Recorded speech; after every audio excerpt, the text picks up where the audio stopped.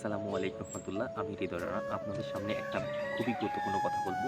সেটা হচ্ছে চাকরির ক্ষেত্রে আমরা অনেক সময় দেখি যে কোম্পানিগুলো সবসময় বলে ৪ বছর বা ৫ বছরের অভিজ্ঞতা চায়। আর যাদের অভিজ্ঞতা আছে তাদেরকে হচ্ছে চাকরিতে নিব। এরকম কিছু কথা বলে।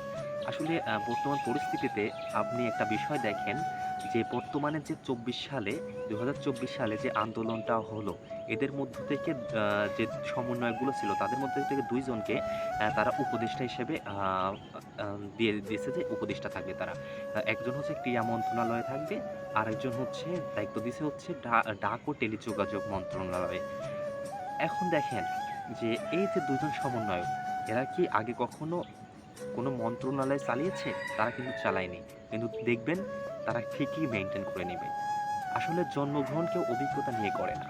অভিজ্ঞতা হয়ে যায় সবসময়ই চেষ্টা করলে।